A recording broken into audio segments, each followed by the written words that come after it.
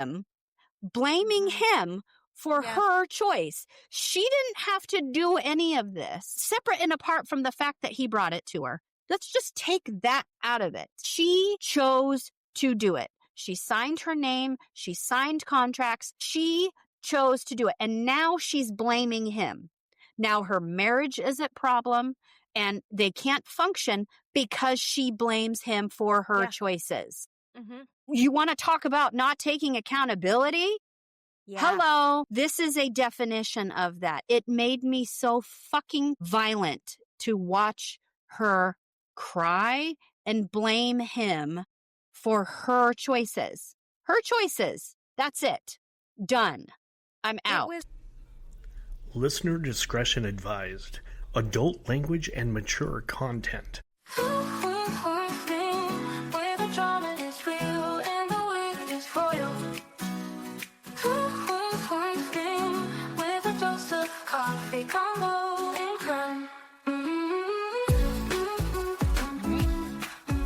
We are back.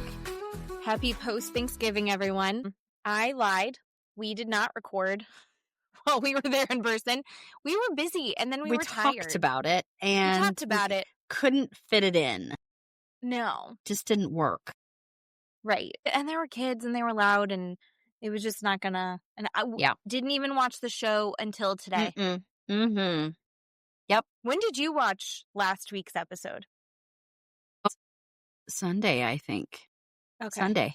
Yeah, we were behind. So I have been in Idaho with my family staying at Keeley's house. We only moderately wrecked your house. Henry took over your dining room to work on his projects. Sam abused your husband physically. Swam in the and pool. verbally. Just in the pool. I never thought about that. Yeah. And then the kids got along great. So it all actually went really smoothly and well. But for trips, I give that trip an A. Yay, me too. Nobody got into a fight? Nope.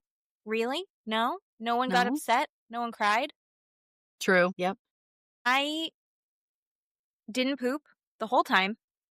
Rough. Still haven't. Still rough. That has been a topic of conversation that I swore wouldn't be, but look, I'm the one that brought it up, so it's okay. Mm-hmm. We tried everything, people, and we couldn't. I couldn't get it to go anywhere.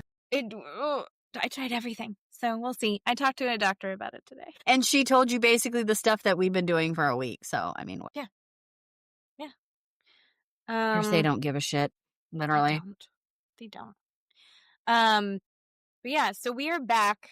We are all caught up on Real Housewives of Salt Lake City, and we've got 2 episodes to go over, and then I saw that they are filming the reunion tomorrow. They're really? Filming it tomorrow, so I'm wondering how many more episodes we have. I know they usually do a lot. We're already on 14, but it's not really 14 or 16 or whatever it is. So I know they do more typically. But if they're filming the reunion... We haven't even gotten to Greece yet. That's true. Anyway. Well, I saw a little clip of Heather Gay talking with the Los Culturistas who did the Culture Awards on Bravo. They have a podcast, Bowen Yang, and I can't remember the other guy's name, and I love him. Yes. I love him, and I can't think of his name. And that's not a reflection on him. It's the fact that I'm old, and my brain doesn't I can work picture anymore. his face. I know what he looks like. I just can't remember his name. So talented with the dancing and the singing. But Heather Gay said that there was drama at the awards show. So they're going to talk about that possibly on the reunion as well. Ooh, okay. So, I mean, these women, it's so good. I also have to say, while I was in Idaho, I did also spend time with my grandparents up in the mountains. And my grandparents are very sweet, caring, loving, just showered all of us in love and praise and kisses. But my grandma really doesn't care for our podcast. Oh, she's sadness. Because we're very mean. Ooh. And we're a little bit catty. And I was like, what are you talking about? Like, all she's seeing is the little clips that you posted. I was like, the last thing that I was talking about was, like, dad farting. What am I talking about that's bad? So I don't know. I never considered anything I said to be rude, but now looking back, maybe it is. So I'm going to have to. Hashtag I don't care, Sorry, Grandma. because It's there are I so said- many clips that I don't post that Fair. are terrible. That's true. That's 100% true.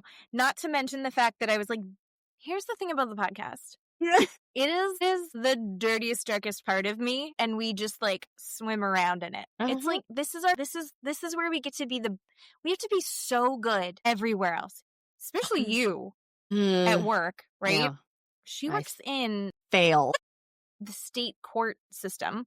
I So you failed have to today. be very good. Yeah. You didn't fail. Well, I kept looking around my monitor at a certain person, and I'm not supposed to be doing that. I'm supposed to keep it together, do my job, be a robot, and get the hell out of there. And sometimes you need to make sure that what you think here is happening is actually happening. Right. You were just confirming reality at that point, right? Very, very true. I do want to say, nice to our kids. We have to be nice to our husbands. We, while you were here, met a very lovely lady at Millie Grace, and we're hoping she listens to and tells her friends and family about the podcast. She was very interested, and so we're hoping. Yeah. It was one of those things. Keeley talks about how Steve will get them stuck places because Steve just starts talking. Yeah. And we were getting permanent bracelets. Yeah. We got matching permanent bracelets. And we got different bands, but we both got little opal jewels, and they're very cute. I love mine. I love it. Yay.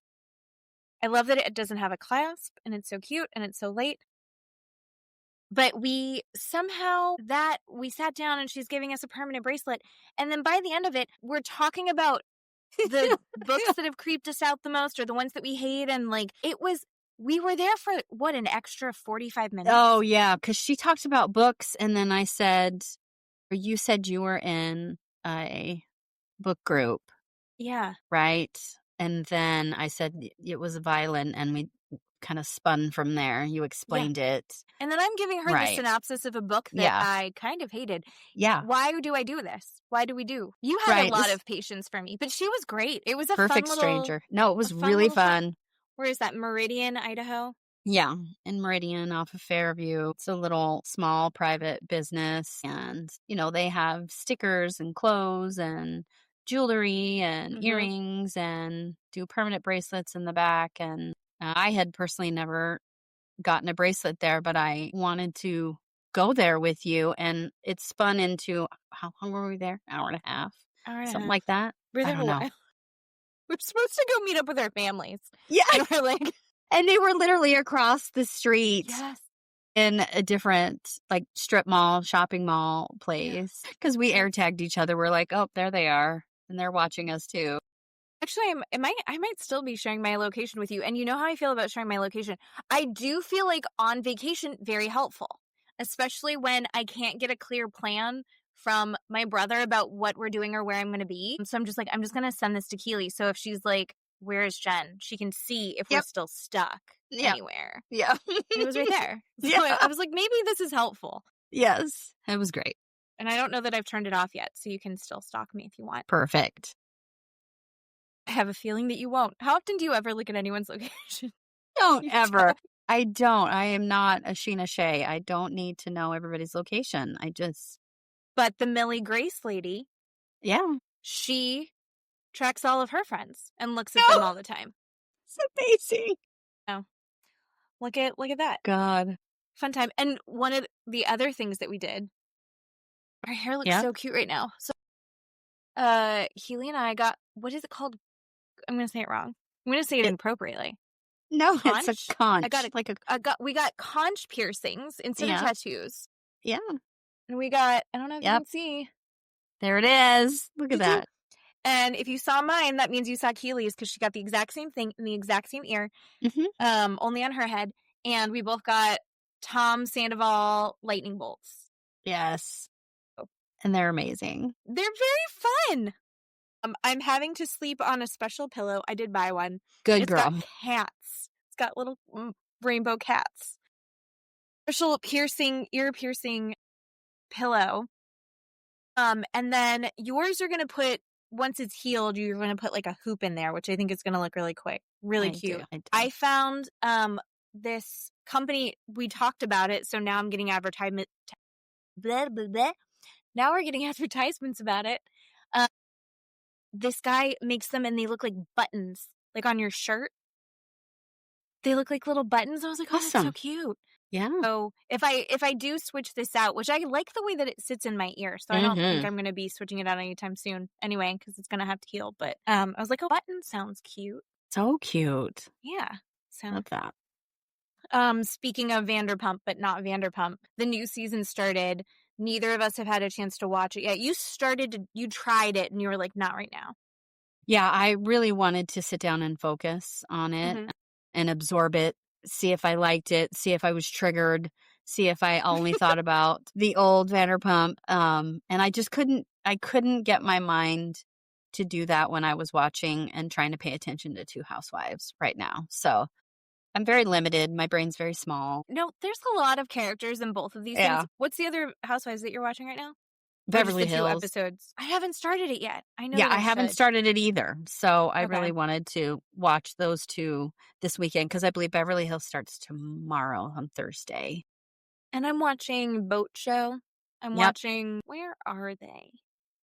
Aisha's on it, and it's Captain Sandy. So like there's a lot of mess that I'm already watching, so it's hard to keep up. So No, I get that. But we will be watching it, and we'll probably chat about it a little bit next episode if we get to it. And we'll go back to True Crime Story Time because we'll be caught up on Real Housewives. Yeah. Real Housewives of Salt Lake by then. Yeah. Do we want to dive into? There's get it. So much. There is so much. And you and I are going to have fights because these 2 episodes. I don't know. I've switched a little bit on a couple things. I was very angry at both of these episodes. Okay. Very, very angry. And not probably at what you're thinking I was mad at. So I'm excited. I'm excited about these little twists and turns we're going to find out about. Yeah. So we start off the first one. They're at Mary's lunch, or at least they're on their way to Mary's lunch. Everyone's getting themselves revved up to have this fight. And of course, then they have the fight. But they're getting revved up. Whitney and Heather are having a conversation where they just really want Lisa and Meredith to be accountable for what happened on the plane. Like, they feel like they're being, like, why aren't they just saying what happened? They're telling a different version of the truth. They're lying. They're gaslighting. It was just like, oh, okay. They're going in ready to fight. And I think this really goes to your point, and I'm definitely on your side for this. Heather has appointed herself judge and jury. Yeah. And I don't know why she's doing this. And I had seen something, and I really agree with it, where they were talking about how at first everyone's favorite was Heather Gay. And Heather Gay was my favorite. And then this season, it's just really shifted. And I think what it is that Heather Gay was everyone's favorite because she was us watching it, right? And like, she's trying to kind of get in with these women, but she's a normal person. Lisa Barlow is not a normal person. She does big things. Baby Gorgeous is special, right? True. So is Meredith. Meredith is not your average woman. True. Mary's not your average woman. True. Whitney Rowe's not that far off from an average woman, I don't think. But they're cousins, right? Her and Heather, so that kind of fits. Jen Shaw, not a normal woman. So she's like our inside man. And now she's kind of switched teams over to, instead of being our inside man, she's kind of becoming one of the other housewives instead. And so she's no longer as relatable to everyone. And she's also like pushing the storyline more. Like, it's not coming from what I felt like used to be a really genuine place. I feel like it's coming from, this is her job. And I don't think that it's really fair to fault her for that, but she's not doing it well enough to stay likable. Do you know what I mean? Yeah. Yeah, I 100% So that's how agree. I feel about Heather right now. I miss Heather. I want Heather, this to be like her moment where she gets in with the cool kids, but then you remember on that movie, shit, what is it called? Nope, I'm dumb. I'm super done. When Lindsay Lohan was in the movie that everyone loved that was written by the lady from 30 Rock. And she goes and is with the popular Regina George, but then she goes back to her nerd friends because those are her real friends. Yeah. I want Heather Gay to come back to us. And I'm really sorry that I can't remember a single name of any movie or show right now. That's okay. I know what you're talking about. I can picture it. I know what movie you're saying. Thank you.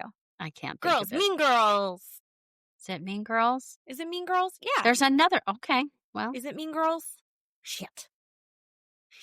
Another one. There's another one that she was in that was like that besides Mean Girls. The one with Regina George. That is Mean Girls. I'll consider cutting this. All right. And not making someone listen to me lose my mind. My God. While you're looking it up, I do need to talk about they all go to Mary's brunch and they slowly are filtering in. If a woman came by herself, she was escorted in by a man. Yeah. Which I thought was, I guess, is that proper? I thought it was weird. But like, drama queen. That's what I was thinking it was. Drama queen. Oh, that was a good one. I had the soundtrack. Okay, CD. Sorry. Continue. Tales drama of, queen. Or something of a teenage drama queen. Yeah. Yeah, that one's a good one. That's what I thought it was. My gosh. So they get escorted in, which is very Mary. Did you see that? Like, I guess it's something about etiquette that I'm not aware of because I'm trash. Yes. But then also she had like gifts for them. The parting gift is in a very low, long, shallow little glass brick thing. Is live betta fish. And which is not very Mary at all. Not very Mary. It's super, super fucking weird. And I'll say this for a couple of reasons. One, I am a betta fish person. I love betta fish. I have betta fish. I had 4, but then just one of them murdered the other one because they fight each other. So she literally, the gifts are literally representing that all of these women are going to be fighting each other because you can't put them in the same tank. Yeah. You can't. What is she doing? Giving, and also, how are these women going to get them home? I don't think any of those women took a fish. No, I know. Was that a joke and I didn't get it? I don't know, but I thought that was weird. But yeah. Yes. So everyone sits down. They're all getting the fancy Dom Perignon 2003. 2003, when everyone died and it made the best wine. The tears of the dead.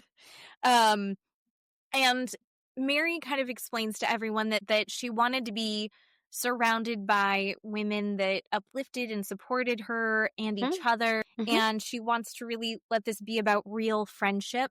And that is why Britani wasn't invited. Because she's a lady, she did call Britani and explain to her why she wasn't invited. And the reason is because Britani told Mary that she's the least godly person that she'd ever met. Which... Ooh. And she's like, well, the reason I said that is because I felt like you were being mean and I don't feel like God would be mean. And I think Britani has not read the Bible. He's not like the friendliest. He does like a lot of murder and a lot of punishment. There's a lot of vengeance in there. But maybe I also haven't read it, so who knows? But that's just like there's like a flood that killed everybody and then he killed everyone's firstborns. Wasn't that a thing? He killed his own son for Mary to have. There was a lot of handmaids, a lot of that shit going on. God, right? Like, lots of bad. We got kicked out of the Garden of Eden because the snake was telling the truth. We don't need to get into this. Henry would have a field day. Sidetrack. But Britani ends up apologizing and has a very genuine apology. And that really shocked Mary. And Mary got off the phone and she looked down at her dog named Donatello, who is, I don't know what kind of breed that dog is. Some kind of English bulldog something mix. Yeah. He's a wacky looking guy, but he's pretty. I mean, he's not pretty, but he's a pretty color and he's got beautiful eyes and he just looks squishy. I love a squishy dog. And she was like, Donatello, give me a paw if I should call her back and invite her. Because that was really... She really did apologize, and the dog did not, so she chose not to invite Britani, and she tells everyone this. Yeah. But she said, if Britani can apologize, then I think all of us can too. Like, if the least of us can do it, then we can. Just more shade at Britani. And in the process of this, Heather cuts her off. And she's like, oh, do you hear that, Lisa? apologize. You could apologize. I was offended. And my favorite part was Mary's like, how were you offended, Heather? And I'm like, go, Mary. Go, Mary. Stick it to Heather. Well, I was offended because nobody's listening to you, Heather. Heather No. has turned what could have been everyone being pissed at whoever they're going to be pissed at. Heather has decided that she's in charge of who everyone's mad at. Everybody. And it's kind of shitty. If she would have shut up and let Mary finish her thought, or however she wanted to do a presentation or go around the table or whatever she wanted to have happen, it probably would have gone better, different, and not shitty with Heather and her stupid opinions. And, I'm in charge of everyone. And it just went off the rails.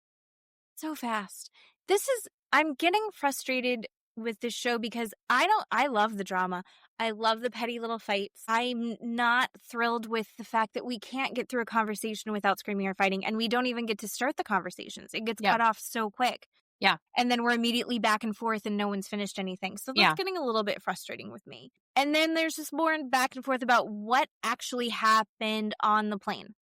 Was it 2 hours? Was it 30 minutes? And then it gets extra petty because Meredith is giving out all of her proof that she's like, I took a nap. I watched 2 movies. And they're like, well, what movies did you watch? And she's like, I watched. And then Lisa's like, Crazy Rich Asians. We watched it together. She's like, okay, what happens at the end of Crazy Rich Asians?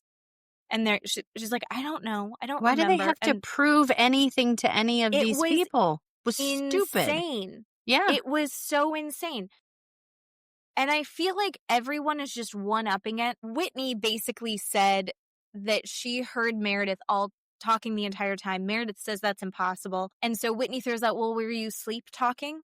Is that what was going on? Like, if you genuinely don't remember it.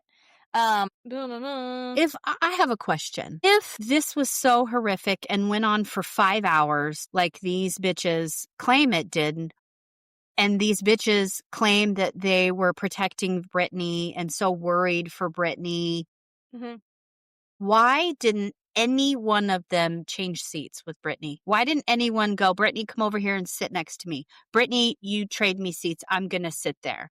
Why didn't they do that on the plane? You know why? Because this shit is all fake. I don't believe any of what anybody said happened at all. Angie went back and forth at that fucking table and said, I heard everything. This is what was said. I could hear it from where I was sitting. And then at the end, she goes, well, then tell me what really happened. What happened? I need to know what really happened. Bitch, which way is it? That you heard it? Or you don't know what happened? I believe Angie doesn't know what happened because she sat too far away. And she said she was asleep. So, but she keeps interjecting that she knows what happened because she could hear it. Again, I'm going to go back to my first point. Why didn't she get up and trade seats with Brittany? Why? Yeah, I don't know. I'm still on the side of, I think Mare probably did cross a line with going after Brittany on the plane. I don't think it was the entire time. Do I think it's possible that some of this was, she had a few drinks or a couple drinks and was like more, but I don't think it was the whole time. I also think everyone just needs a villain this episode or this season for some reason. It's just not a clear-cut case of this. And Meredith said that she does feel badly, but Brittany doesn't feel badly, so they're at an impasse. And then Heather, there's semantics in this, but Heather basically says, I was on your side, but then the way that you acted on the plane means that no one can be on your side anymore, and you lose all of the ability to be a victim in this. That is way, way out of line. That is a shot over the bow that she should not be able to have said. Heather should not be able to say that. But she's appointed herself judge and jury. So she says you lost the right to cry or speak about it when you lost your shit on the plane. And that when you were on the plane, your behavior tipped the scales and now you're more in the wrong. No. I'm not on Team Brittany. So I think that Britani started a fight with someone that she can't win against. Yep. Like, why are you picking a fight with the bigger dog? Like, why? Yeah. And then she's like, why is she mad at me? And it's like, well, because you're a fucking idiot and you said dumb shit. Yep. And she's gonna take you out. I don't know anyone that can look at Meredith and be like, I'm gonna take her on and win. No one's gonna win against Meredith. No. And why are we pretending like Britani is a poor little baby? We already established that she's like 50 something. She's not a tiny little baby.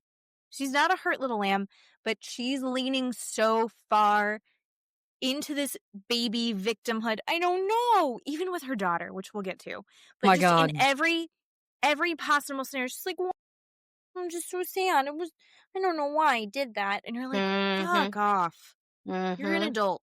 You have children. Yep. You have children. You're supposed to be a mom. How the fuck? What's wrong with you?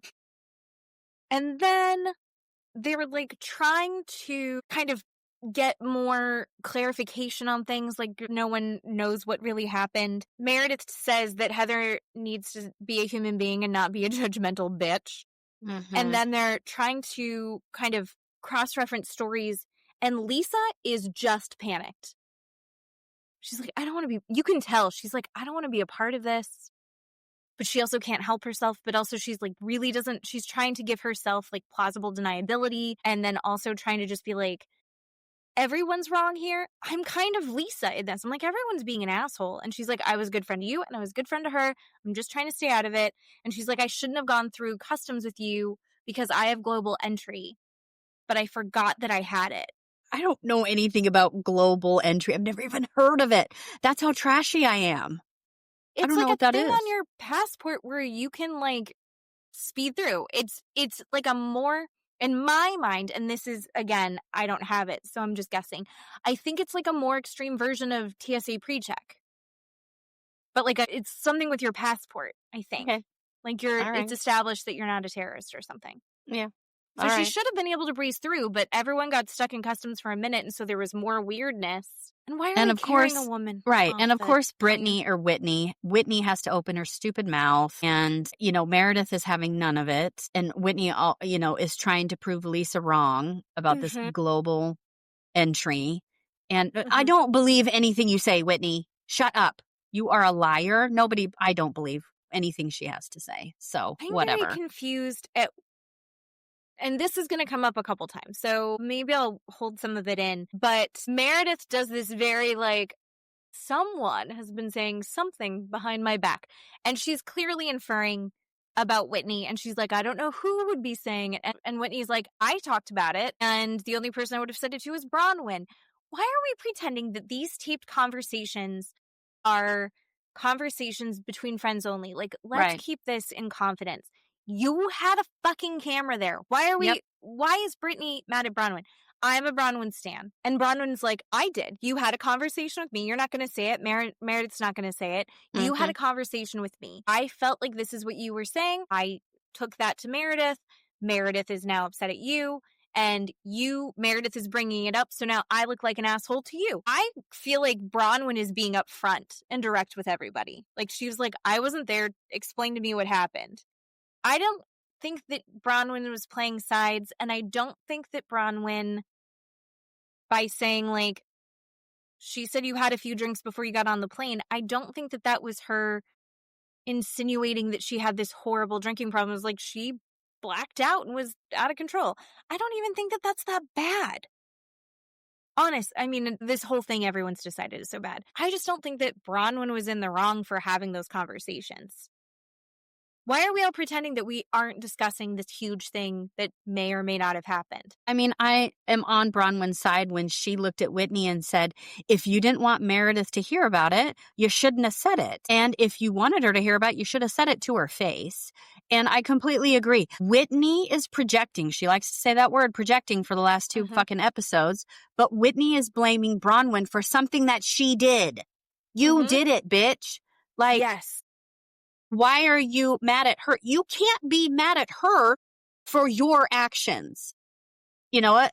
I don't understand that. That's what I cannot stand about Whitney. And she's so pissed off, and we'll again, we'll get to it, but she's so pissed off at Bronwyn for sharing this information that she had on fucking camera. Why are we, let's not pretend. We've already broken the fourth wall. We already know. Stop it. Yeah. Stop pretending like you're not saying that on camera. So the lunch didn't do what it was hoping to do. Then we see Angie and Mary go work out together. And I loved it so much. I could watch an hour of that. Angie's in fantastic shape. I mean, I knew she was in good shape, but holy shit. When you don't do anything all day long and you just have time to work out all day long, of course, stop it. And you have a chef, of course, stop it. I mean, Does come Angie on. have a chef? Yes, they all have one. Stop. I think Angie cooks for herself. Stop. Angie cooks all those meals. Do not believe that. No, her house I is do. white. So no, everything is white. The floor is white. The walls are white. She's the cleaning. couches are white. She's cleaning all the time. Stop. No, I don't believe that at Wife all. Swap. I think she's doing it. Mm-mm. She's endearing me. Even though she's a butthole, I'm really starting to be. Well, I was bored. I skipped through that part. It was boring. Oh my God, it was so cute. Okay, so they're working out, and Angie turns to me and she's like, if you're talking, that means you're not working out hard enough. And then and Mary's like, I'm just going to encourage you from the sidelines. And then Mary was doing a workout, and Angie's like, you can do this. You're on the slopes. You're skiing. You're going downhill. It's beautiful. And Mary just goes, okay, thanks. And I just kind of feel like that's you and me. Yeah.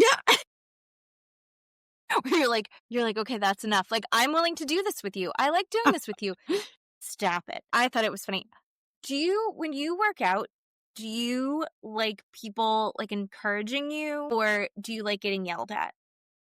No, I need to get yelled at because I feel like I do this weird thing in my head, kind of like a couple episodes ago when you feel, like I said, you feel like you can't breathe, but you're actually talking. I need that person to go, you are breathing because you're talking to me. Like, because my mind is not functioning right. And so, I feel like my legs are jelly and I can't do it. I need someone to go, you're standing, your legs are fine, just do it. No, and I'm like, okay, I am. I can do this. No. Instead of this rubbing my back and, oh, you're so great, and just picture a beach. Fuck off. You need to tell me something else. Like, running from a serial killer or something. I don't know. Like, I need to have some other type of motivation. No, I would cry. I went to a workout class and they yelled at me like that, and I was like, you can't do that to me. No. I'm not going to get anything done. No, I need a good job. You're doing it. Well, I have to do 3 more. The second that you yell at me, I'm done. Yeah. No. I've had big, like those huge steroid guys come up to me when I'm doing like a squat or a deadlift and try and help me and be like, you should lean more back into your glutes or something like that. And I'll just look at them like, the fuck you know who you're talking to, dude. And then they'll be like, I'm just trying to help you. And I'll do what they said. And I'm like, yeah, okay, that's good. And then, it's a fine interaction, but I don't like people coming up and talking to me. Like, you don't need to insinuate yourself into my situation. Like, they're just being kind and they're nice. They look all roided out and very scary, like they just got out of prison. But, they're kind, but most of the time I'm like, who do you think you're talking to, dude? Don't look at this face and think it's nice, because it's not, right? But, I'll give them a minute. So that happens too, like strangers coming up and, well, you should, lean into it or sit back more or whatever, See, I'm in Florida, and I go to Planet What Fitness, was this? which is for old people. So I am the youngest person at my gym by a good 25 to 30 years. And everyone's just like doing their thing, and I love it. It's trying not to die. It's so quiet. Yeah. Make sure they can get up and in and out of chairs. Yeah. Well, yeah, which is important. And so I'm doing the prep for that now. And like, no one talks to me. And if we do talk, it's like, oh my God, do you have pictures of your grandkids? I would love to see them. And it's like cute. It's like nice little funny, because when I go to my stepsister's gym and it's all like, everyone's like grunting and like you just hear slamming of equipment, and I can't handle that. It's too stressful. I don't do well. I'm good with that. I just give them the fuck off look and they just kind of turn around. Just leave me alone. Leave me alone. It's not our environment. Yeah. So, they also do a quick little cut to Bronwyn and Muzzy. So Bronwyn was not born in the United States. Her parents are UK citizens, and she was born in Brazil while they were on a trip, which, by the way, Muzzy is like 80, and Bronwyn is like 6 months older than me, so she's 40. So I think Bronwyn was an oopsie baby. I think Muzzy thought she was done having kids, right? And then Bronwyn came. Because she even kind of said we had an oops. Yeah. And that's kind of the vibe that I got from that. Yeah. Like I thought I was done, and now I have to deal with you too. Yeah. Here's another thing I'm pissed off about was that fucking little part that we had to watch with her going, guess what, everybody? I'm not a U.S. citizen. All right, bitch. What else have you lied about? Like, this is just a detractor from the fact that you're a felon and you lie about it. And now that with the other LGBTQ flag stuff in the other episode, I don't find it cute.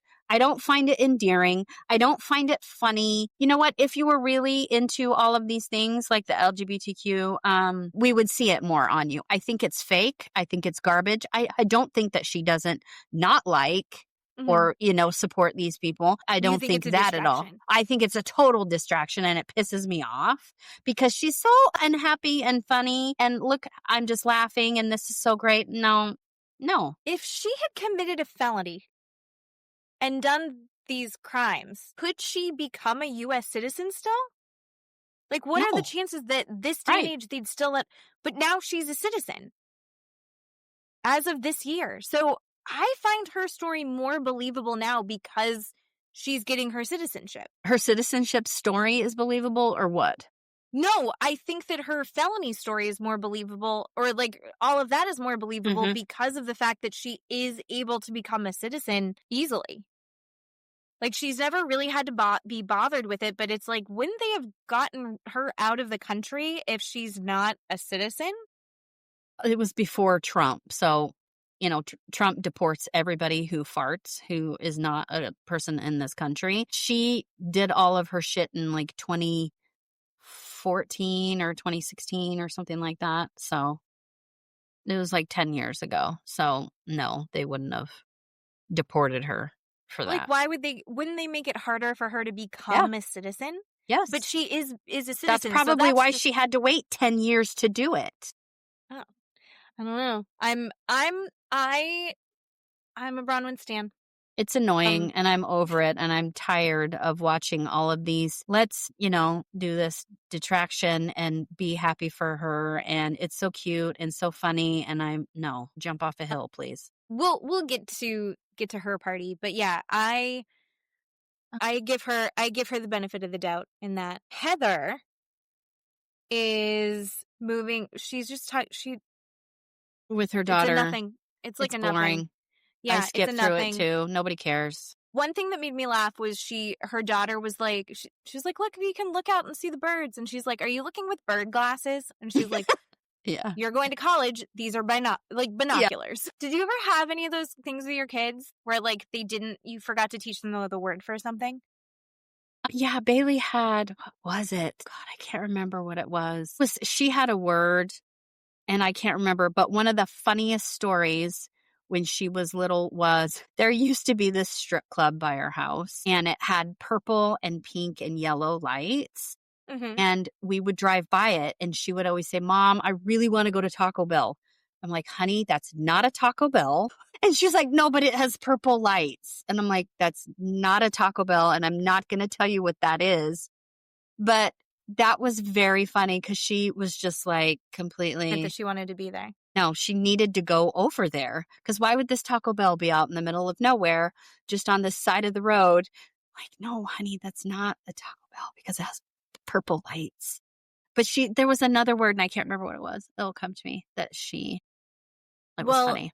Henry had a couple of them that I really loved, and like I didn't even want to fix it. It was so bad. So the first one was hospital car, because we never taught him the word for ambulance. Okay. Like I didn't realize that was something that he didn't know.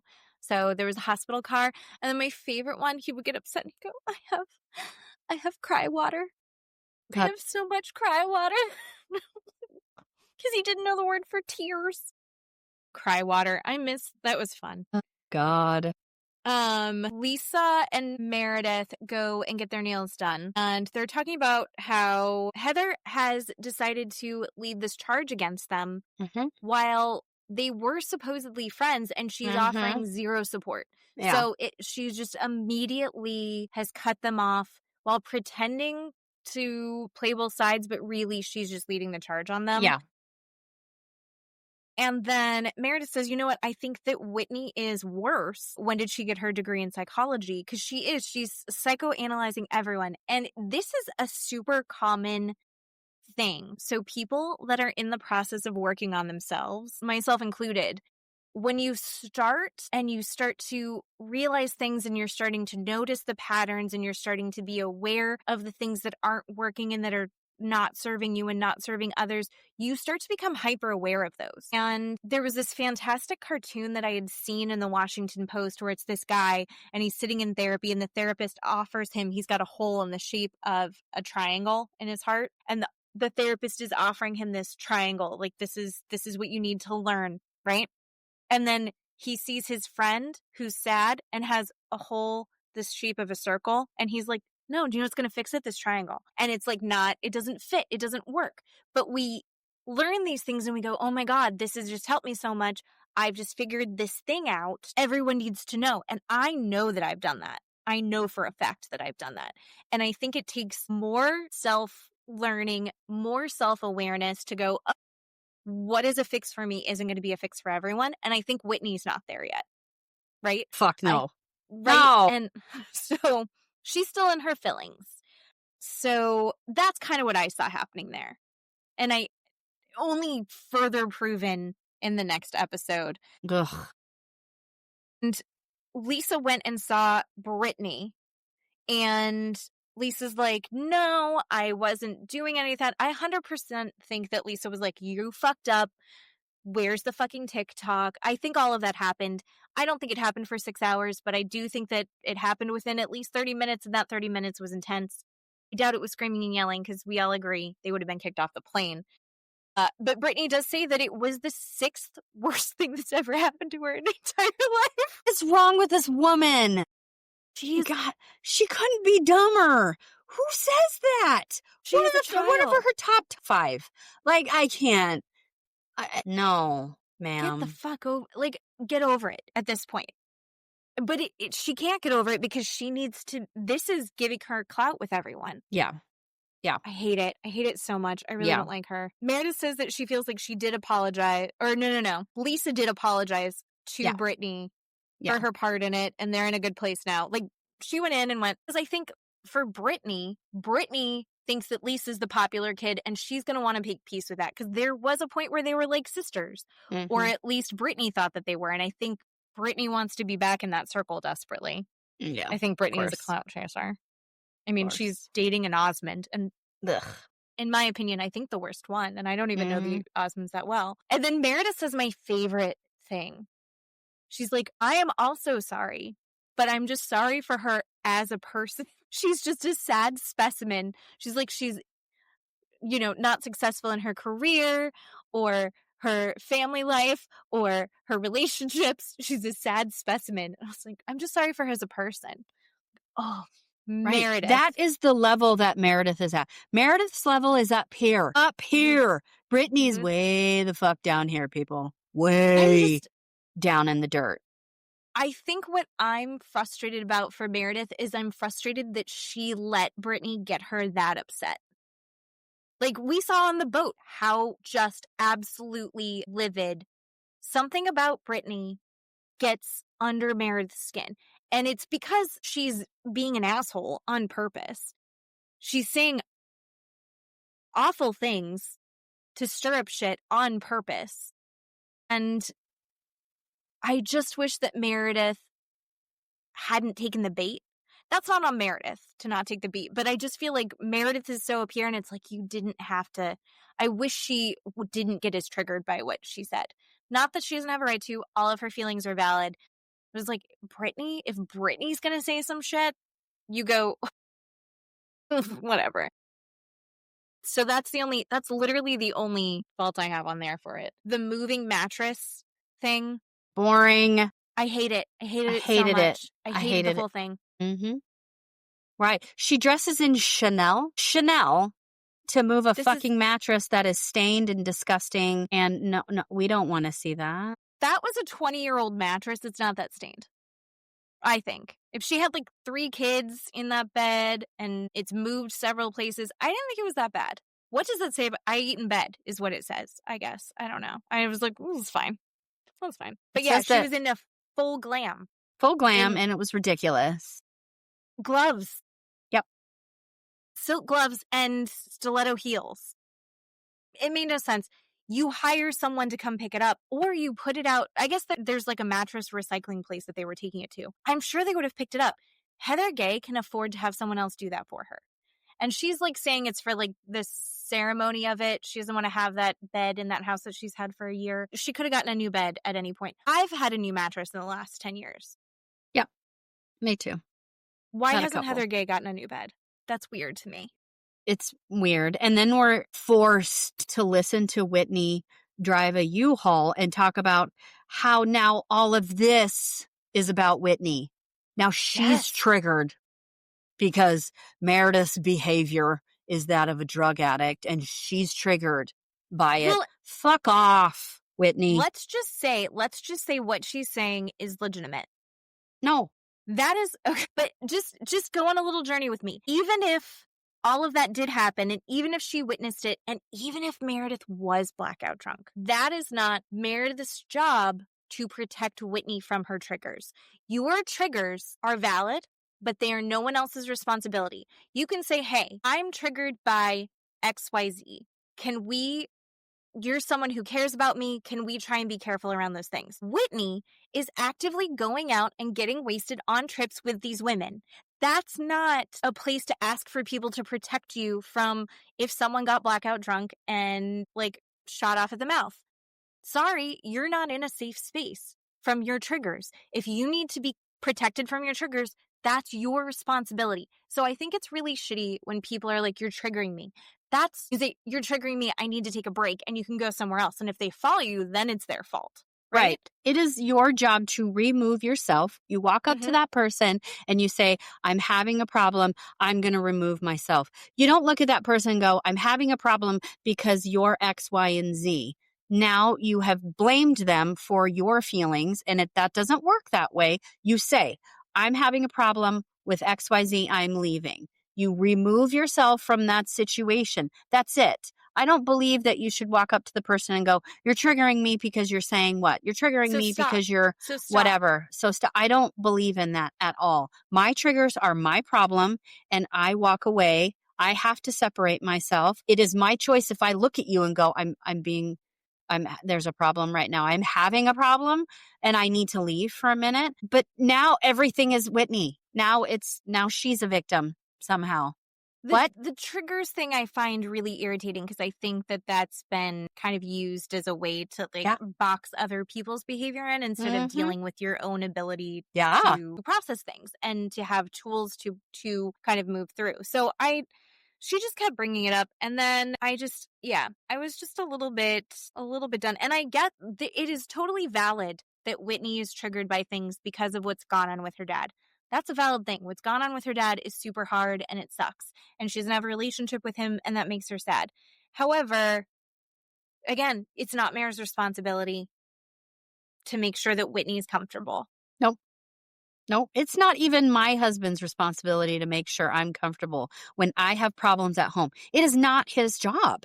It's not his job. I walk up to him and say, I'm having a problem.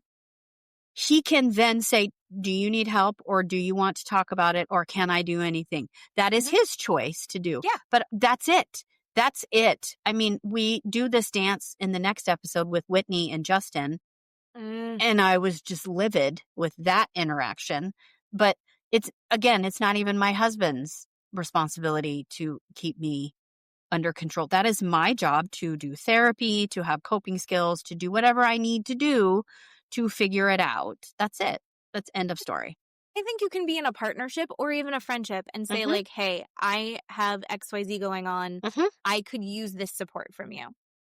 But then, exactly like you said, they have the option of participating or not. So that sucked. Ugh. Then she also says that Bronwyn is a venomous, hungry snake, which I thought was shitty. I mean, I'm a Bronwyn. I don't think Bronwyn, No. She didn't deserve other that. than No. not have a conversation with anyone about it, Bronwyn couldn't have handled any of that correctly. No. Nope. I mean, she's damned if she does, damned if she doesn't. Yep. She was in a bad situation. Then Brittany and Olivia, her daughter, who Ugh. she had been estranged from, they have therapy. Did you hate the therapist? Hated her. Hated Thank you. The therapist. Hated her. The therapist. Hated her. Yep. Nope. In front of Olivia, who has been the victim of the trauma incited by her mom, and Olivia, who is so articulate about, this is what hurt me. Because Brittany's like, I don't even know. I don't even know where to start. It's like so hard. We just need to connect. And then Olivia's like, okay, you neglected and abandoned us for your new stepchildren, and we had to go live with Dad because you weren't celebrating our wins. You weren't participating in anything with us. You were giving all of your attention to your new husband and his children in an effort to feel validated. And that really hurt me. And I'm watching, that's a neighbor's dog. And I'm watching myself now. I have a hard time really connecting with people because I'm waiting for them to leave like you did. I mean, what? I mean, this girl's been doing work. Her dad had her in therapy. Like, she's trying. And Bronwyn's like, well, I'm still recovering from the plane ride, but I'm so happy to have this opportunity to sit with my daughter. But it was 7 years that she did that to her daughter. Yeah. And her daughter said, I'm worried that even as we're doing this, she's like, I connected to you. I'm drawn to you. You are my mother. But I do worry that I'm going to get hurt more than I'll get love out of this. 100%. And what does Brittany say in her interview? My children are adults. So that's what Jared told Brittany. Your children are adults. And they should be able to suck it up and figure it out, and you can have your own life. Fuck off, dipshit. Are you kidding me, Brittany? I don't care if your kids are 60 years old. You try and repair that relationship with them, no matter how old they are. I don't care. But for her to say that again, they're adults. They should be able to figure it out. Yeah. Nope, she's not in it for her kids. No, she's really not. And then she's like, well, I really am just here for Olivia. But she says it in this way that I think you and I both heard and went, you are making this all like you're the victim in this, and you're really the martyr of this therapy. And then the therapist just goes, it's really important that you get something out of this too. Have you forgiven yourself? And Brittany's like, I can't forgive myself. My God. And you're like, are you kidding? No part of that was genuine. And Olivia has to sit there and hear the therapist go, this was really hard for you too. This was so hard for you too. And it's important that you feel like you are validated and that you are loved and that you are worthy. And Olivia's like, the one that abandoned me, she needs to feel validated by me? I'm out.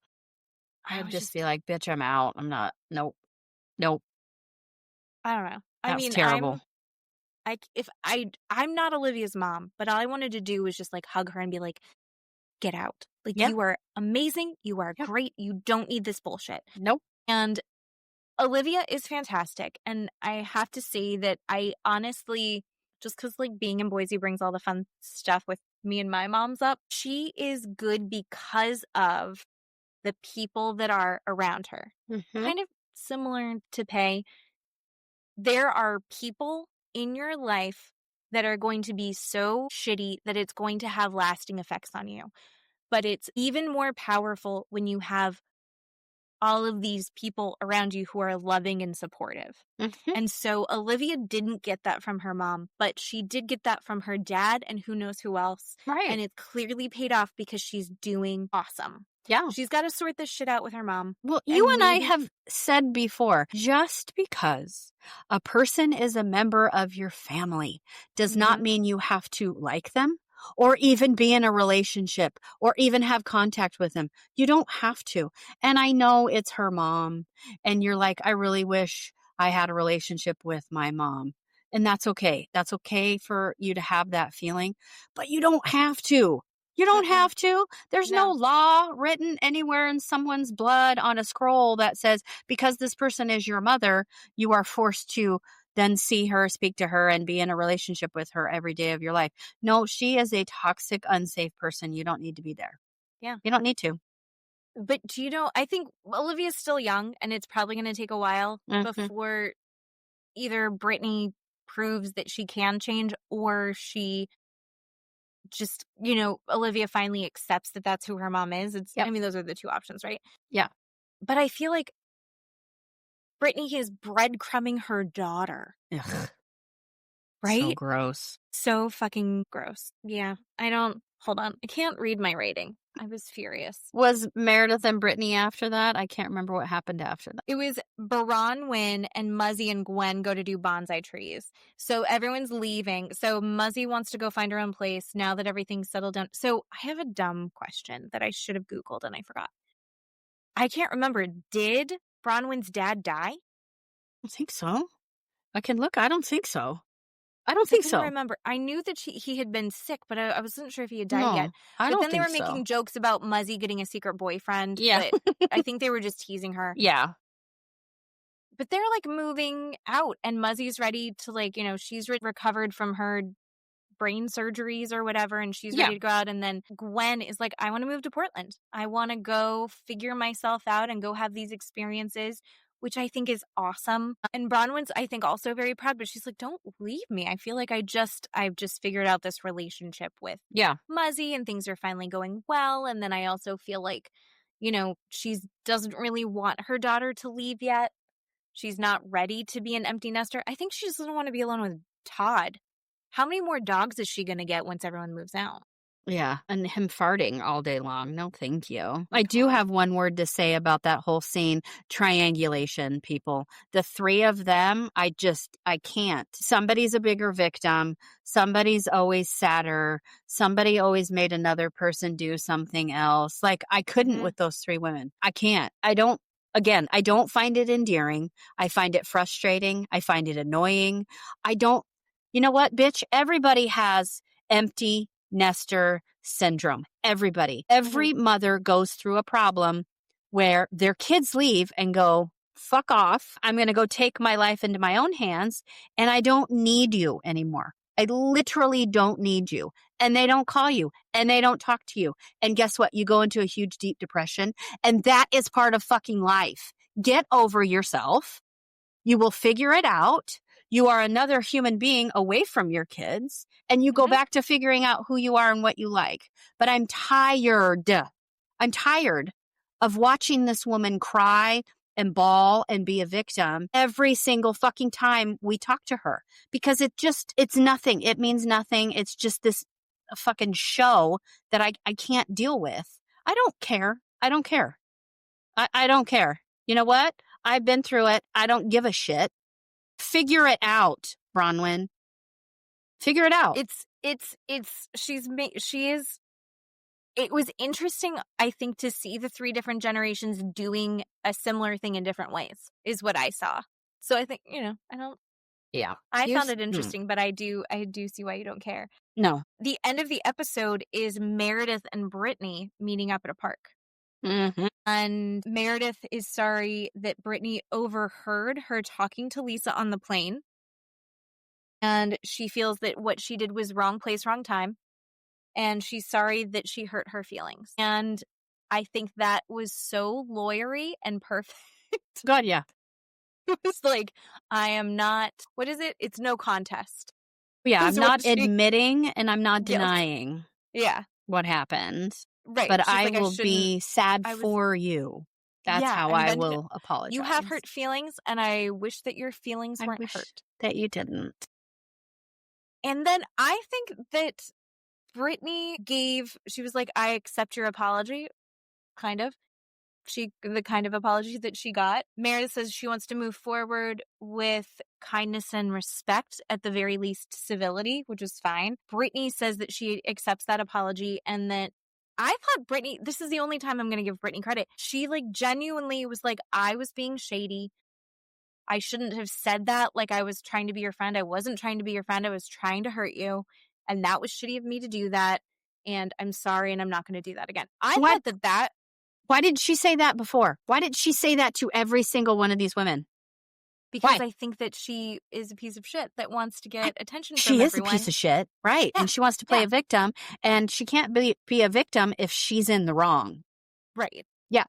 So I think now she's like, look, and she's seeing that everyone's mad at Meredith for not taking accountability. Give me a So break. she's like, look at me taking accountability, because they move forward with civility. And then the very next episode, she's like shitty all over again. Mm-hmm. All right. So now we're at season 6, episode 16. Bronwyn picks up Todd in a sloth costume. The only thing interesting about this, she is still pissed at Todd. Things are still weird. She's like, so how was the plane ride? And he was like, I was watching downloaded movies that I had put on my phone. And she's like, Really? because you know that he was really looking at text of naked ladies. You know it. And she says in her confessional at this time, she said that having issues is not indicative of having a bad relationship. Yeah. I like that face. I don't. What do That you was mean? amazing. What do you mean? What do you mean? Thank you. Yeah, what do you it is. mean? Yeah, it is. That's exactly what it is. What do you mean? I couldn't get past that. I God. rewound it a couple times and I was like, what am I missing? And I think it's like, just because he hits you, it's not abuse. What? Yes, it is. Yeah. We don't have a bad relationship. We just have issues. And I'm not saying that having issues, that you can't work on things. That's certainly not what I'm saying. But if you have a bunch of issues, like your husband making Cheating. out with other women, Oops. looking at other women Oops. on his phone, right? Oops. Yeah. Then you have a bad relationship. Yep. If he always eats the cherry off your sundae when he knows it's your favorite part and it's going to piss you off. Yep. That's not a good relationship. Yeah. Yep. There's a lot of work to be done. Yep. If you're figuring out how to open the marriage rather than having to get a divorce, it's not a good relationship. Nope. Bronwyn. Yeah. I get that.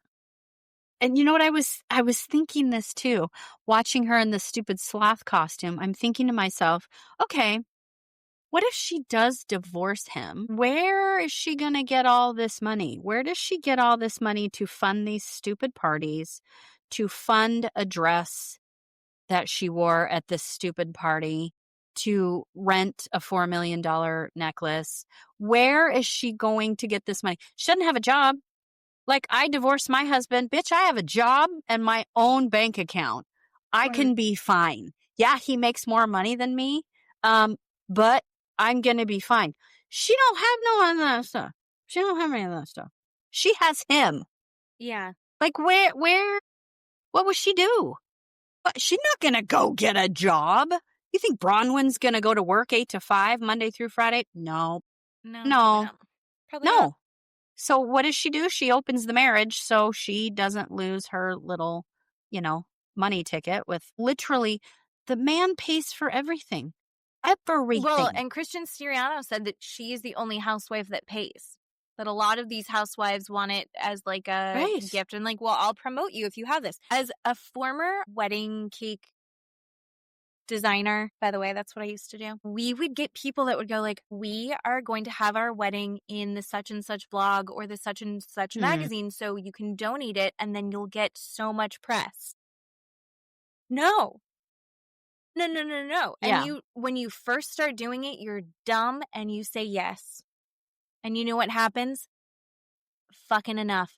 And then when you actually do a job that does get put in the magazine, right, you either made the money or you didn't. It doesn't guarantee that it's actually going to bring you any business, so you get paid to do that. By the way, don't do shit for free. Who's funding Gwen to move to Portland? Like, where does Gwen get all of her money? Gwen's not going to work. What are we doing? Like, no. I was just like, I had a little bit of an epiphany there that she's never going to leave him. No, I don't think so. Because all of her money would go away. And I think there's something about that dynamic, even though it's not a healthy dynamic, I think it's familiar, so she's comfortable. Even though and I say comfortable, it's familiar, so she knows how to navigate it. Yeah, That's and what I think. she again says, I've never been on my own. I went to BYU for however many months by myself, and then I got pregnant, and that was it. Like, she's never been by herself. And that is another huge problem with her. Huge problem Yeah. with her. She doesn't know how to adult.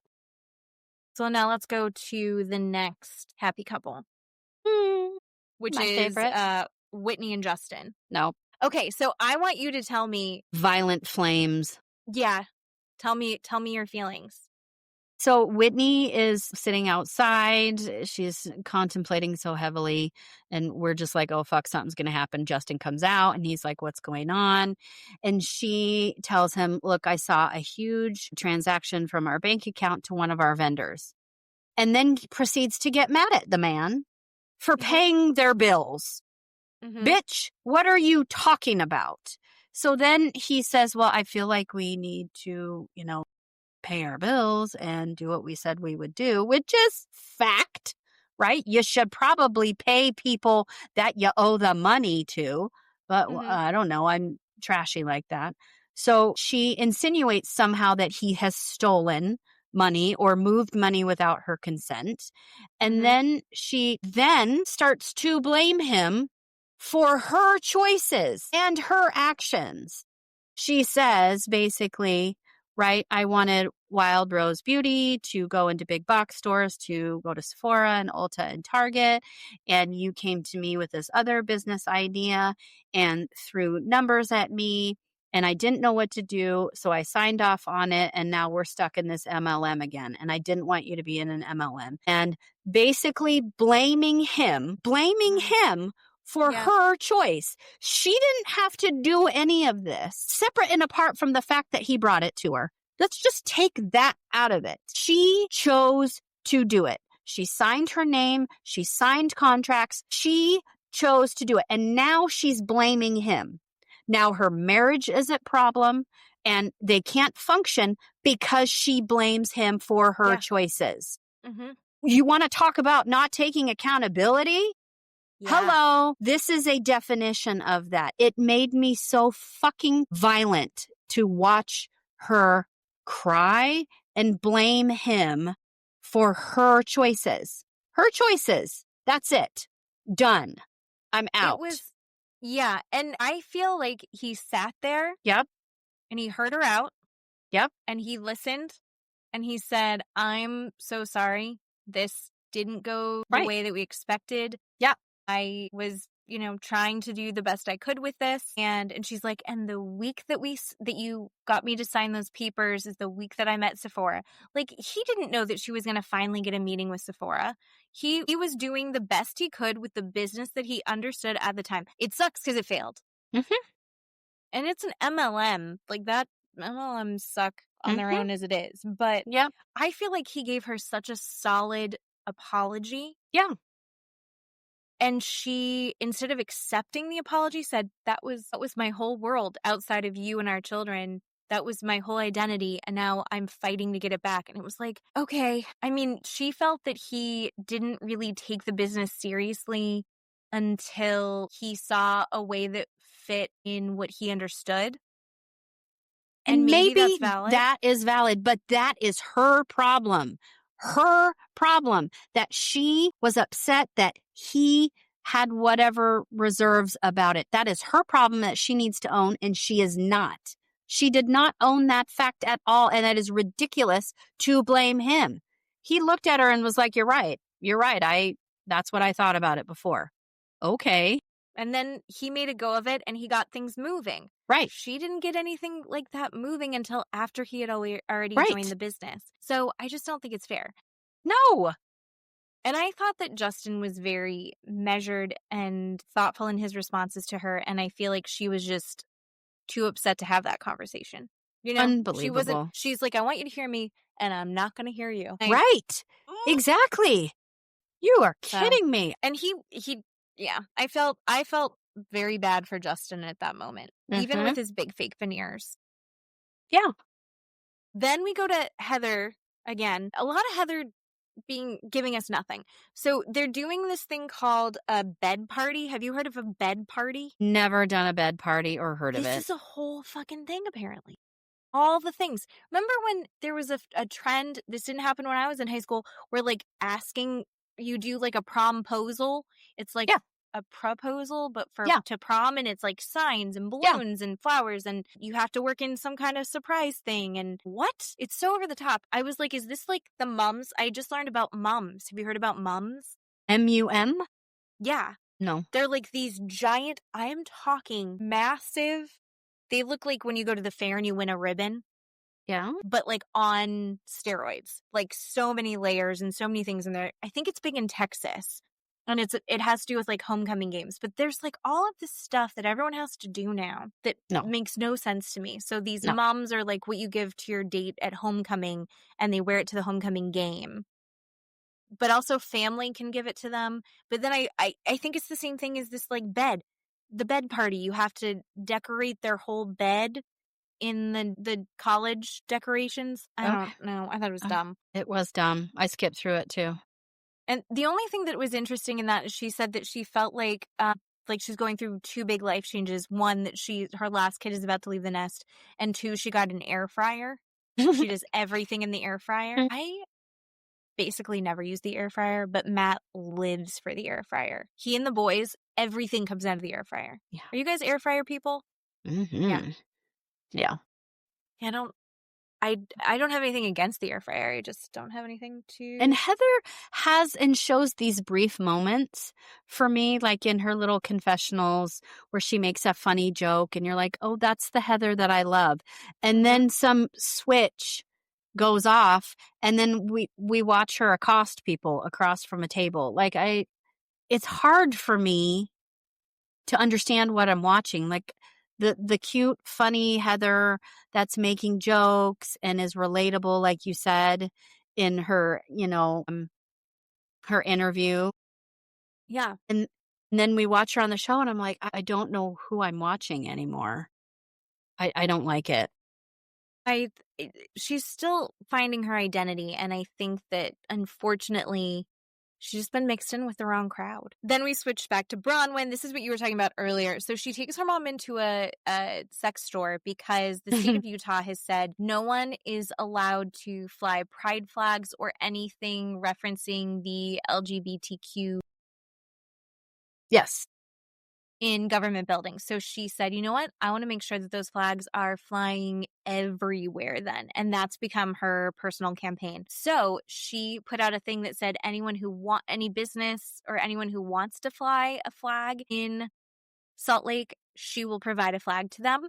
But the only place that she knows that's near them is a sex shop. So she takes her mom into the sex shop, which was kind of fun. I did think it was really, really nice because they're having a conversation about it, and Muzzy, she goes, I know that you don't necessarily agree with all of this, but I appreciate that you're still helping me. And Muzzy says, as long as it helps you, I don't care. And I thought that was really nice. And then they're continuing to put together these packages, and she said that, I'm 80 now, I grew up, I finally don't care now about what other people think. And Bronwyn says, well, I'm 40, so when do I grow up? Like, when do I stop? Because I really care what other people think. And Muzzy's like, I don't know, maybe hopefully sooner than me, maybe by the time you're 60. I think that's interesting. And then she's like, but also maybe you should care what people think. And I think that's kind of an interesting thought. I think that's something that I'm 40. I wrestle with all the time. I really care what other people think, but also I see the value in not giving a shit. And I'm starting to lean more towards, in certain areas of my life, not holding on to the need for everyone's approval and needing for everyone to like me. But I don't know. I understand where Bronwyn's at, especially with her mom. And then her mom's like, I am proud of you and you've done a great job with your daughter. And it was a lovely conversation, which is very different than the beginning of the season. Like, it seems like maybe they'll let Muzzy watch herself a little to like redeem herself before the end of the season. Yeah. Yeah. One of the things the one part of the conversation that I did want to talk about was that she was willing to say that you did it differently as far as like parenting, that she's done it differently, but it's been very successful and that she is proud of who she is as a mom. Oh my God. When Dad told me that I was a good mom, I like bawled my eyes out for 2 days. It was just the best. Like hearing that. And he does recognize that like there are things that I do differently than he did as a parent. And I don't think it's like necessarily a full judgment on my parents' parenting, but it's like I know what's going to work better if I do things differently, or like I know I can't do things the same way because it wasn't necessarily great for me as a kid. I don't know. When you were raising your daughter, did you have pushback from your parents in that way? No, my parents weren't around, and they never saw Anne or interacted or commented on anything I did. Up until the day they died, nothing. I got nothing from No them. feedback on that. No feedback. But I don't need that. And I'm not trying to No. say like I'm better or whatever. But in my first marriage, the person I was in my first marriage to my daughter's dad, I would have needed that feedback. But my divorce was so traumatizing and brutal that it changed me into the person that I am now. And I don't care. I don't care. I don't need it. My parents are who they are. You know, my mom was 17 and my dad was 19. Like, I don't hold anything against them, but my sister does, right? My sister's whole life is, my life is ruined because you were a bad parent. Like, they're dead. What are you still talking about? So I don't care because I'm a different person, because that's what my divorce did to me. And I have that confidence that I don't, I know what I've done with my daughter and I haven't done with my daughter. And I don't really care or need anybody to go, you did a really good job. She's this and that, or she's whatever. Like, even if you were to go, God, you should have X, Y, and Z, I would have said, great, you could have, go ahead and do that. Like, what do you want me to say to that? There's nothing I can do or say, but I don't hold it against my parents for not being there. I don't hold it against them for not noticing or saying anything. I mean, we saw them once a year on a holiday, but that was it. Like, they didn't know her as a person. They didn't know me as a mom. And that did not shape me, or I didn't have a need for that because I was just kicked in the teeth so bad for that divorce that I went through. Right. Yeah. So, I mean, everybody's different, but I didn't need that. My sister does. My brother does. But, you know, I don't need that anymore. So, yeah. I think I'm genuinely a little bit envious of that, because I think I need constant, that's my love language. I need constant validation and affirmations that I'm doing a good job. Which I don't necessarily think is super healthy. I'm getting better about it. I'm just not great yet. Can we just sidetrack about the sex shop for a minute? Sex shops are awesome. Have you been in a good sex shop before? I don't think I've ever been in. I think I went in once with a friend when I was like 18, for like 2 seconds, and then I've never been in one since. They are so kind in there. They're so knowledgeable, and they don't give a shit. Like, they make you feel comfortable. Like, it's not embarrassing. This isn't weird. Like, you hold up something and they're like, that goes in your butt. Do you want something in your butt?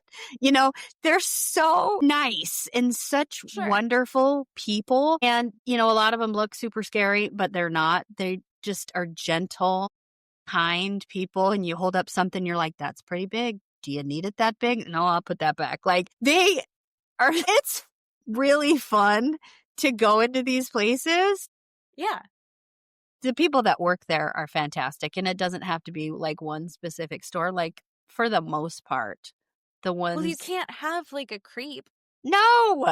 That's not where people are going to be. No, I'm going to ask you, what do I do with this thing? Well, this is where that goes. And this is how you turn it on. And this is what he does when, you know, you have like, you're like, oh my God, okay. Right. And then you can make informed, educated decisions in these stores. Yeah. No, I love it. It's good. You should try it. Maybe I It's need to good. go check one out at some You should. point. It's good. Then, okay. So from that to Hamilton.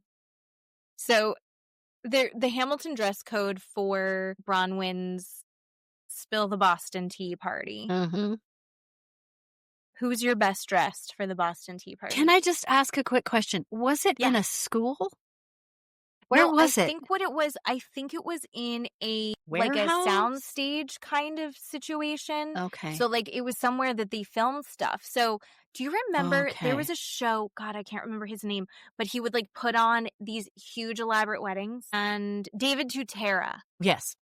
Okay. Yes. So he'd put on those big elaborate weddings, and it would be in these event spaces or that he could completely deck out. Okay. And I think that that's what this was. Okay. Slash soundstage, because there was a lot of wires. Okay. All right. It's kind of like, I think she wanted to have a very specific look, and I think you could control it better in a space like that. Okay. That sounds good. My best dress was Angie. I really liked Angie. Yes. I loved Angie. I feel like Angie goes all out for a theme, and I really appreciated that. Yes. I don't know what Britani was doing. I don't She either. was going for She had like slutty Southern Belle pirate. Parasol, what it was? Like I didn't. Yeah. No. I don't think she. No. She doesn't know what was going on in the American Revolution. And Mary bringing her own wig was hilarious. That I and loved. her just giggling. What was she giggling over? Like she got there late. She's like, I'm not wearing that wig. I brought my own, and she pulled it out she just from. Pulls it out of nowhere. I know. But then she Mary. like made it quite chic with her hat. But I was like, there's something about Britani where she always needs to be. She is the epitome of a pick-me for the male gaze. Yeah. And I was like, Angie still had her titties out, but she was on theme and in the correct time period. What the hell kind of a sack was Meredith wearing? Like, I love Meredith. They were bloomers. What was it? They were bloomers. They were shorts. Okay. I didn't care for it. I didn't understand care it. But it probably costs more than my house. So that's 100%. fine. It just didn't make sense. No. It was like, just because it has ruffles doesn't mean, like, I understand the ruffling reference, I guess, I get. Yeah. I think Lisa looked quite chic, even though it was, like, barely touching. But that's per you. She's not going to participate. Yeah. We're lucky if she doesn't show up in jammies. Like, chic jams. Yeah. Yeah. So, God, I love Angie. So we've got Bronwyn's weird dress that really was more Ruth Bader Ginsburg on acid than revolutionary. Yeah. And everyone gets to have their little tea party, which was like, little sandwiches and scones and hot dogs. And things. Hot dogs. What is a J dog? Do you know what a J dog is? Isn't that from, oh my God, the baseball? Gosh. I sound like an idiot. I was trying to Google it, from and the they're baseball. like, do you mean J-Dog Restoration? It looks like they took the hot dog and they spiraled the hot dog. It looked delish. And Mary's like, I'm not putting that in my body. I would have eaten that. It looked really good. J-Dog is it's from a restaurant. J-Dog's restaurant. It's from a restaurant. Okay. Anyway, I thought it was from a baseball stadium. That was my assumption, but I couldn't figure out where. I'm thinking of Yankee Dogs, maybe. I forgot that before we get started, we're seeing the people on the way to the event. Yes. Right? Yes. And Britani is telling Heather and Whitney that she talked to Meredith and that they both apologized and decided to move forward, except for she basically was like, yeah, Meredith took no accountability. Meredith took some accountability and you both decided to move forward. Yeah. So this is where you stop. Stop. Like, just let it be over. And Whitney and Heather are being assholes about it. And they're like, oh, I couldn't have accepted that. I wouldn't have moved forward. Yep. Britani is going to do whatever she's going to do, depending on who she's with. Yep. And I find that really fucking irritating. Absolutely true. Because at least Bronwyn will be honest. Mm-hmm.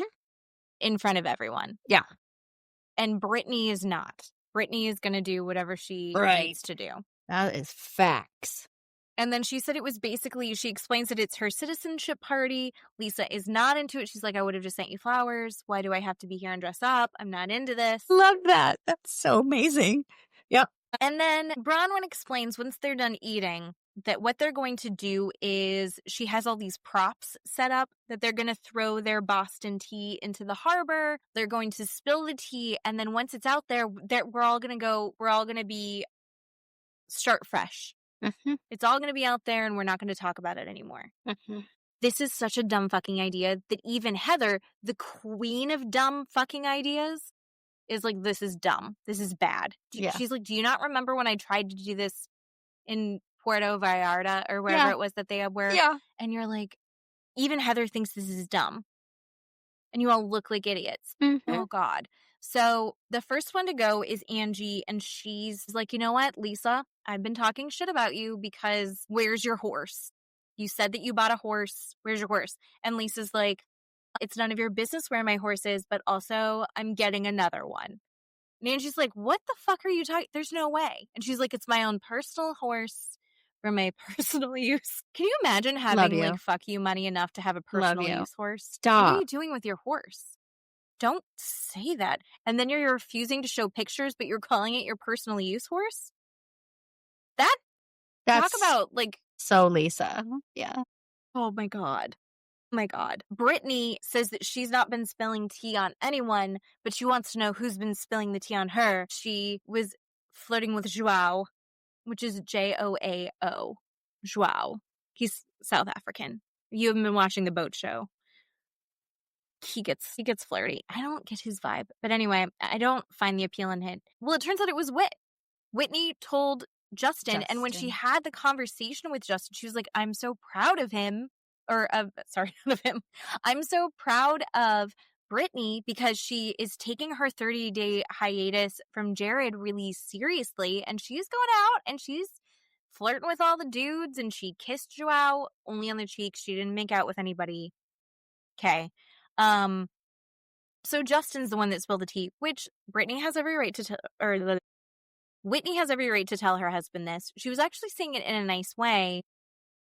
And she was actually supposed to take a 30-day hiatus from men. Mm-hmm. So she actually did a terrible job at it. So maybe shut the fuck up, Brittany, because you're just looking like an asshole more. Mm-hmm. Fucking Heather. I can't tell if this was like old Heather or new Heather, but she goes, okay, I need to talk about Todd's makeouts and farts because I can't stop thinking about it. I think it's so interesting. Is that the word? Interesting? What was the word that she said? She said interesting, but that's why I'm like, that's an interesting, it's a point, like word to choose, Heather. It's so interesting. Interesting? It's not interesting, Heather. And it's weird. Yeah, it was weird. It's weird. And she's like, oh, so it's not funny? And Bronwyn's like, yeah, we're done. We're not discussing it anymore. Because Bronwyn has multiple times tried to start we're not going to talk about our husbands. We're not going to talk about our kids. That's off limits. She's multiple times. And the first thing Heather does is talk about Bronwyn's husband. I'm like, Heather, you were too busy fighting the Brittany battle to recognize that anything else was also going on. And she's like, oh, it's not funny. Heather, I think, genuinely thought that she was like, it's obviously not true and it has to be funny. Well, the problem is that it is probably true. Yeah, absolutely. So no, Heather, it's not funny because this sucks. Like, that's an uncomfortable thing to talk about. Mm-hmm. And then she's like, I do want to say I'm sorry. Like, I want to apologize. That was not my intention. And then Mary, perfect timing, goes, good job. Look at you apologize. Good job, Heather. Which I thought was what a sweet mirror of Mary's little luncheon when Heather starts interrupting her to tell Lisa to apologize. Good job. She was having a good time. Good job, Mary. Mary's having a good time. Bronwyn said that she wants to spill her tea, that she did go to take what Whitney said to Meredith, and she was sorry for doing that. That she knows that was shared in confidence, and so she shouldn't have done that. And that is really a discussion that needs to happen between Whitney and Meredith. And honestly, Whitney needs to go straight to Meredith and not go to her next time. Mm-hmm. So I think everything that Bronwyn said in that was valid. I think she's like, listen, I didn't handle that the way that anyone would have liked. Mm-hmm. And I honestly think that you two should have talked before I got involved. But I was just trying to be a good friend and ask genuine questions. Yeah. And figure out what had happened to figure out. Right. I don't think that Bronwyn asking questions was wrong, honestly. No. I don't think Bronwyn saying, what I heard was this, was wrong, honestly. Because if you're Whitney's friend and you go, what did you experience? Valid. And then you go to Meredith, and if Meredith is your friend, you go, listen, here's what's being said. I think that's also important. So what is she supposed to do? Go, just so you know, I'm going to tell Meredith when I talk to her that I heard you say this or that I heard this said. Is that the conversation that she had to say? I guess. And then Whitney blames Bronwyn again and says, well, why didn't you stop me? Why didn't you stop me from saying anything? Are you kidding? What is wrong with you? Why didn't you stop me? Shut up. Are you joking? That is not Bronwyn's job. A camera there. We're not falling for this. I'm not going to forget that there's a camera there. I'm watching it because of the camera. That's insane. It's insane. And then she's like, well, you should have spoken to her. And she's like, well, you think I was going to call a woman 2 days after we land, that, saying that she was crazy, and a belligerent woman, I think is what she called her. And then Meredith and Whitney get into it.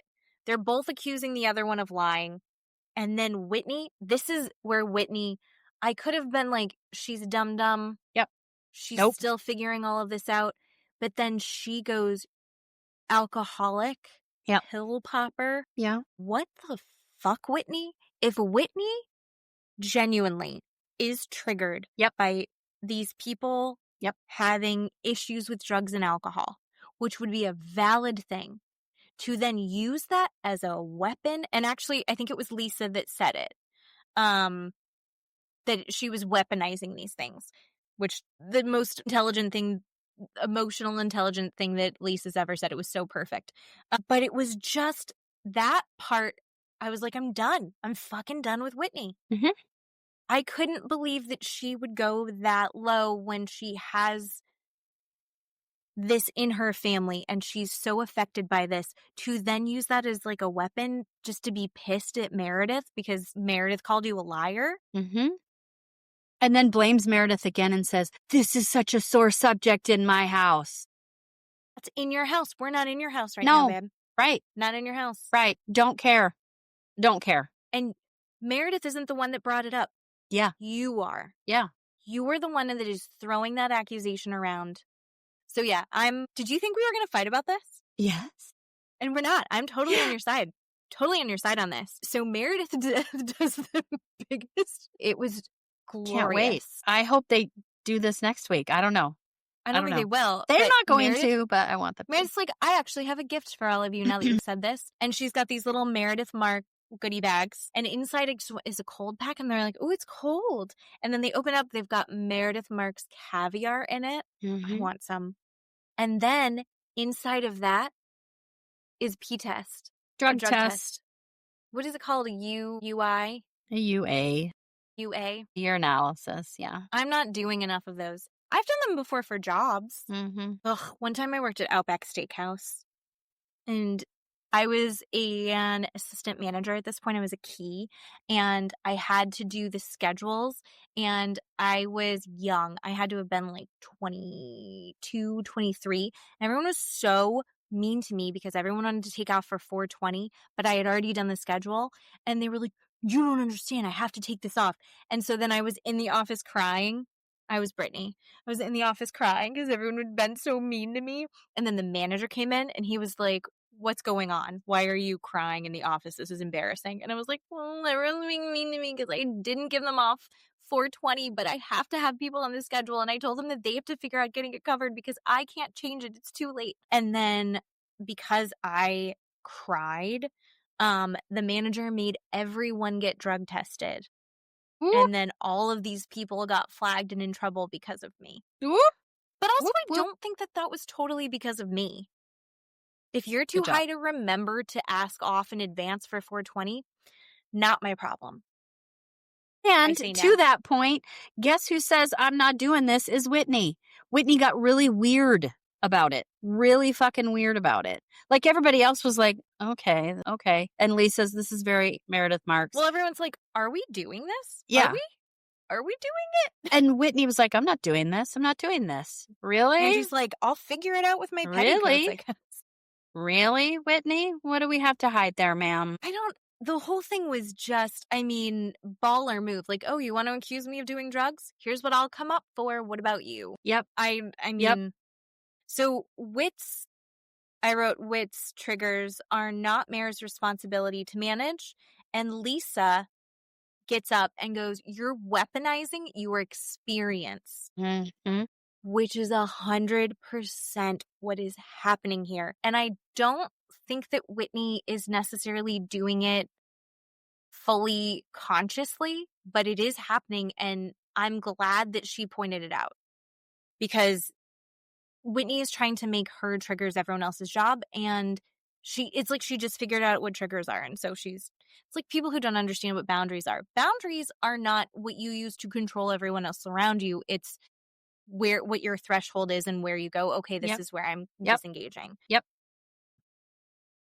Then there's more fights about what did happen, what didn't happen. Mary's saying that she does remember hearing this. Heather's furious and feels gaslighted. And then she also feels triggered because she's been told by the church that her experiences weren't what actually happened.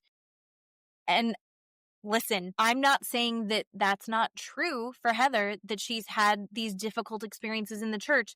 You can't say that Meredith saying, I didn't yell at Brittany on the plane is anything even close to what you experienced in the documentary that you created about the Mormon church. Sorry, it's just, no. You can't say that you're triggered by it. No. It just sucks. And she's like, Heather then says, I need you to say, I'm horrified by my behavior on the plane and I'm so sorry. That's what Heather needs to hear to move forward. And Meredith just goes, well, I guess there's no resolution here. Baller move.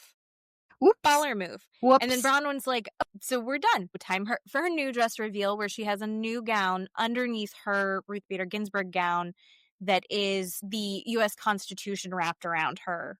I thought it was kind of pretty if you're going to be a prop. And so they make their new, based on the dress, they make their new friendship amendments of how this group is going to conduct themselves going forward. So families are off limits, which then also became business. Children and marriages are off business. Like off business, off limits. What else are they going to talk about? Right. No, I get that. Totally. Okay. Okay. I mean, you don't have to be shady about someone's kids to be like, I don't know. I think you still need to have conversations. Be a woman of your word. Okay. Maybe I just don't have the integrity to know what that means. What are you talking about, Heather? So subjective. Yeah. I actually really liked Lisa's. Be the friend you expect others to be. Yes. I thought that was great. Yes. I really liked that one. We need to hear each other and forgive each other. That was from Mary. That's the only way that the show can continue, because this is painful. Very Mary. Yeah. Angie came up with the no rumors without proof. So like, hey, unless you have pictures of Todd on his phone on the plane. Farting. Yeah, unless I have a video of the fart sounds while he's making out with the lady, don't talk about it. Yeah. Right. Angie, I don't hate it. I don't hate it. See the best in people. That's not what the show is. Stop reactive abuse. Thank you, lawyer Meredith. That is all that's happening in the show for the last 3 seasons. Who can tell us where the beginning of this is? This has been going on forever. Yeah. There's no one that did something shitty out of nowhere. Yeah. Right? Yeah. This is just a really toxic cycle with these women. Keep it up. But also, can we find at least like we do need like a refresh. Yeah. We do need a restart, which we're not going to get. It's not going to be Grease, people. Nope. It's, I don't know. And then because Heather can't fucking read a room anymore, she was like, no more farts. And even Mary was like, we've talked about farts too much. It's not funny anymore. Shut up, Heather. Heather, why? Why? So they go to Greece next week. Yeah. And I'm looking forward to that, because we got a little snippet of a fight, which is just Angie K and Lisa Barlow one-upping each other. Who got a Porsche first? Who's had the most Porsches? Who is got to deal with Kerastas? I mean, they're just like, once they got into a fight about who was taller. Like, Yeah. that's the fight that I want. Yeah, right. This is what we're talking about. Yes. That's what I want. Yeah. So maybe Grease will be fun. There's always a chance. Or it could be terrible. I don't know. But I will say, Angie, I've really warmed to Angie. I'm really kind of over Heather. I'm forever. Lisa, I think, really did a good job this episode. Mm-hmm. I'm mostly on her side for just about everything. Mm-hmm. And I'm going to hate Brittany forever. Mm-hmm. I just really hate Brittany. Yeah. Did you see Andy Cohen did something? Somebody had asked, like, Jen Shah, though, she's about to get out or got out. Yeah. Mm-hmm. So, like, you should bring her back. Is she coming Next back? week. Yeah. And he's like, no, definitely she's not. And I think that she should not come back. I'm on team don't bring Jen Shah No, back. I don't think she deserves to come back or should come back. Even Andy said, she will definitely not be a housewife and she will definitely not be on Bravo, which is huge. That's a huge universe.